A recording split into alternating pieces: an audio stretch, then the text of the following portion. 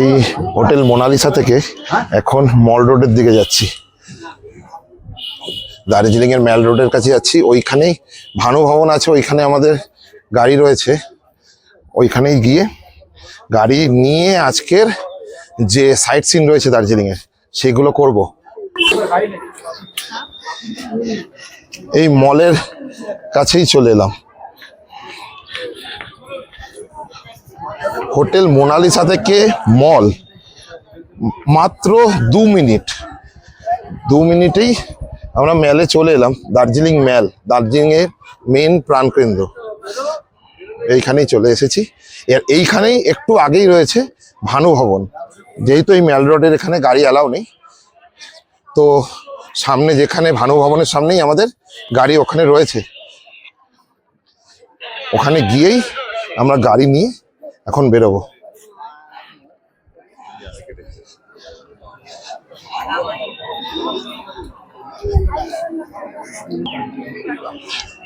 Morning এর এই যে দার্জিলিং এর আলাদা, এই সকালবেলা দুর্ধর্ষ লাগে।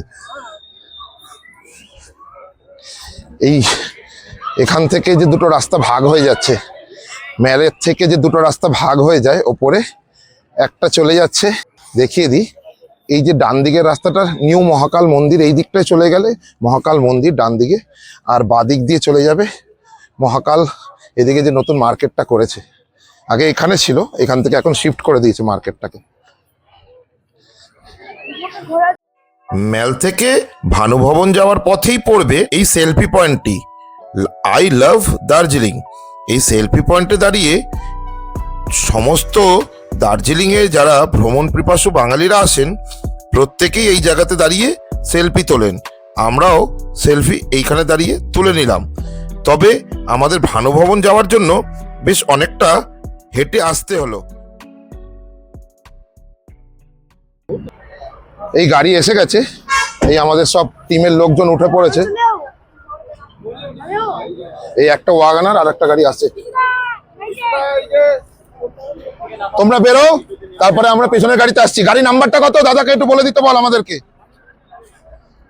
প্রথম যে স্পটটা এসে দাঁড়ালাম, এ হচ্ছে জু, দার্জিলিং এর যে জু আছে সেই জু এর সামনে এসে দাঁড়িয়েছি এখন।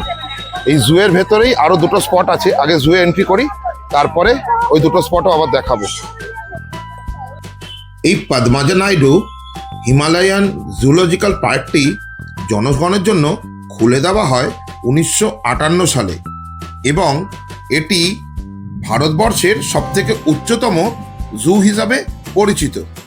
আর উচ্চতা আনুমানিক 7000 ফুট এবং এই চিড়িয়াখানাটি সপ্তাহে প্রত্যেক দিনই খোলা থাকে, শুধু বৃহস্পতিবার এই চিড়িয়াখানাটি বন্ধ থাকে এবং এর টাইমিং হচ্ছে প্রত্যেক দিন সকাল 8:30 থেকে বিকেল 4টে অবধি এই চিড়িয়াখানা খোলা থাকে। এই চিড়িয়াখানায় 5 বছরের ঊর্ধ্বে সমস্ত মানুষের 110 টাকা করে টিকিট এবং 5 বছরের নিচে বাচ্চাদের কোনো টিকিটের প্রয়োজন হয় না। 110 টাকা করে পার হেড টিকিট, তাই না? পার হেড 110 টাকা। এই জু এর ভেতরে এন্ট্রি করলাম। জু বিশাল বড় জু, পুরোটা দেখা সম্ভব হবে কিনা দেখছি। টাইম খুব শর্টেজ, ওয়েদার তো খুব ভালো, এত ভালো ওয়েদার এই টাইমে হওয়ার কথা নয়, তবু প্রচুর ওয়েদার ভালো। চিড়িয়াখানার মেইন গেট থেকে এন্ট্রি করার পর প্রথমেই আমাদের চোখে পড়ল দুটো কালো ভাল্লুক বা ব্ল্যাক বিয়ার। এই ব্ল্যাক বিয়ার তাদের খেলা দেখতে দেখতে আমরা এগিয়ে চলে গেলাম হিমালয়ান তার দেখতে। এই হিমালয়ান তারগুলো দেখতে অনেকটা হরিণের মতো। তারপর দেখে নিলাম বুকারান মারখোর, এরপর দেখে নিলাম হিমালয়ান গোড়াল। এখন যে প্রাণীটিকে আপনারা দেখছেন তার নাম হচ্ছে লামা অ্যালপাকা, আর এই প্রাণীটি হচ্ছে ডোমেস্টিক ইয়াক। এই প্রাণীটি হচ্ছে ভুটান তাকিন, আর এইটি হচ্ছে সেন্ট্রাল আমেরিকান রেড ব্রোকেট। মে মাসের এইরকম ওয়েদার যেন মনে করিয়ে দিচ্ছিল আমি ডিসেম্বর মাসে দার্জিলিং এসেছি। পুরো মেঘে জু পুরো ঢেকে গেছে। হিমালয়ান মাউন্টেনিয়ারিং ইনস্টিটিউট, এই জুয়ের ভেতরেই রয়েছে এই ইনস্টিটিউটটা। এই যে ইনস্টিটিউট, এর ভেতরেই একটা এদের সংস্থা রয়েছে, এই হিমালয়ান মাউন্টেনিয়ারিং সংস্থার। এই এখানে কিছু অ্যাক্টিভিটিস যেটা পে করে বাচ্চা বা বড়রা করতে পারে। পার হেড 100 টাকা এবং 250 টাকার বিনিময়ে এই সমস্ত অ্যাক্টিভিটিগুলো করা যায়, যার মধ্যে রয়েছে টি top rope course, indoor rock climbing এবং আলাদা বিভিন্ন রকমের অ্যাক্টিভিটি। এই অ্যাক্টিভিটিগুলো করার জন্য আপনারা এখানে কাউন্টার থেকে 100 টাকা এবং 250 টাকার টিকিট কেটে এই সমস্ত অ্যাক্টিভিটিগুলো করতে পারবেন। এই ইনস্টিটিউটের ভেতরে দৃষ্টিহীন ব্যক্তিদের জন্য বিভিন্ন ধরনের কোর্সের ব্যবস্থা রয়েছে। ভারতবর্ষের প্রাক্তন প্রধানমন্ত্রী শ্রী জওহরলাল নেহেরু 1954 সালের 4 নভেম্বর বৃহস্পতিবার এই ইনস্টিটিউটটির ভিত্তিপ্রস্তর স্থাপন করেন। এই ওপরেই একটা মিউজিয়াম রয়েছে, এই মিউজিয়ামটায় একবার যাই, দেখি।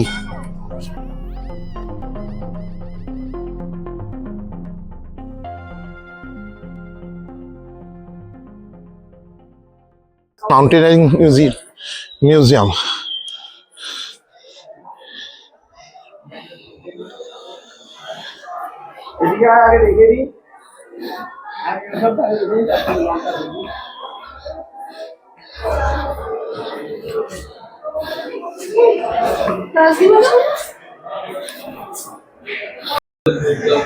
এই মিউজিয়ামের ঠিক নিচেই এইখানে একটা লন করা রয়েছে, জায়গাটায় খেলাধুলা করছে, ফটো তুলছে।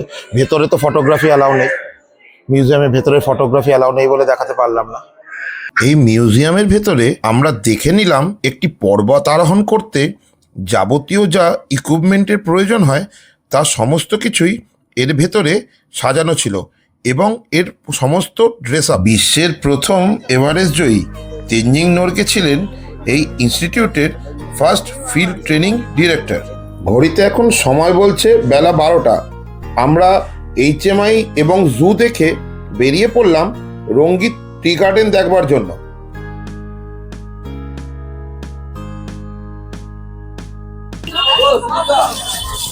জু থেকে বেরিয়ে এসে পৌঁছালাম রঙ্গিত টি গার্ডেনে। এই হচ্ছে রঙ্গিত টি গার্ডেন। এখানে সব সেই পাহাড়ি ড্রেস পরে ছবি তুলছে। রঙ্গিত টি গার্ডেন।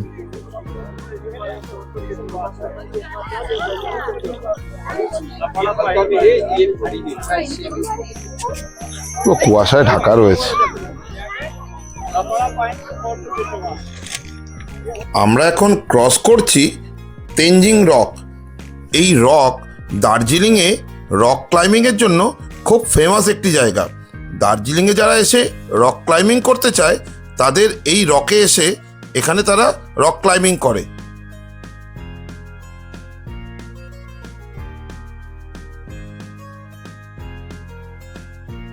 रुपए का चार्ज कितना है? 260 पर हेड का।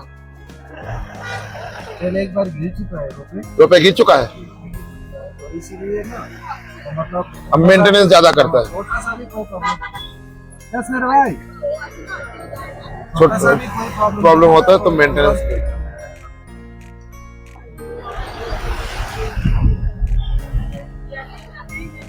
ये कौन सा स्कूल है भैया? ये सेंट जोसेफ अच्छा, इसमें वो जो मैं हुना का शूटिंग हुआ था ना? मूवी वगैरह शूटिंग होता ही रहता है। अच्छा अच्छा, ये मूवी वगैरह का शूटिंग होता ही रहता है। बंगाली मूवी का भी बंगाल में का हुआ ना, बहुत सारा हुआ। ये देखो सेंट जोसेफ स्कूल सब ब्रिटिशर्स ने बनाया ब्रिटिश ने बनाया। हाँ, ये ब्रिटिश पीरियड का बनाया हुआ स्कूल है। अच्छे से मेंटेन करके सब बना रहे हैं। अच्छा अच्छा, बहुत बढ़िया स्कूल है, बहुत खूब सुंदर स्कूलটা এবং maintain well maintain. Missionary schools वगैरह है ये इंग्लिश मीडियम है ना? और ये जो फादर सिस्टर वगैरह होता है वो लोग चलाते वो अच्छा क्रिश्चियन चलाते हैं। हाँ, क्रिश्चियन स्कूल है। हैं। ये बोर्डिंग स्कूल भी है। इसमें बोर्डिंग भी है ना? আচ্ছা আহ,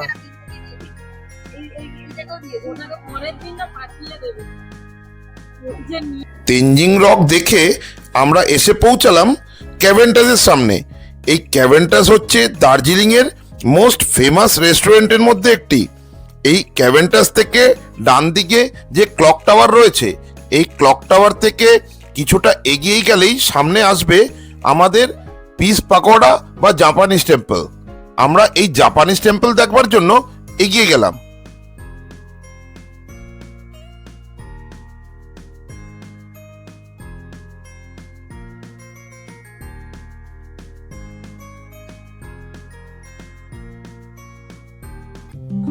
এই মাত্র এসে পৌঁছালাম পিস পকোড়া বা বৌদ্ধ টেম্পল। এই পেছনে পার্কিং এ গাড়ি রাখা রয়েছে। এখন এসে পৌঁছালাম পিস পকোড়া। কেউ পিস পকোড়াও বলে বা বৌদ্ধ টেম্পল।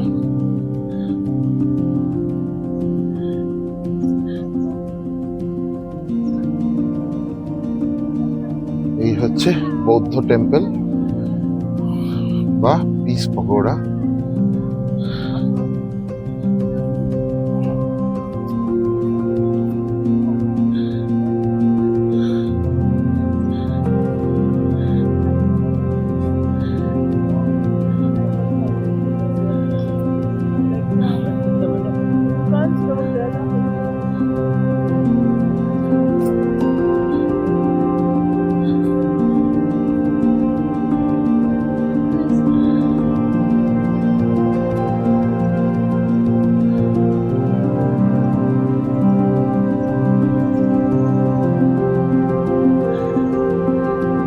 শান্তি স্তূপ।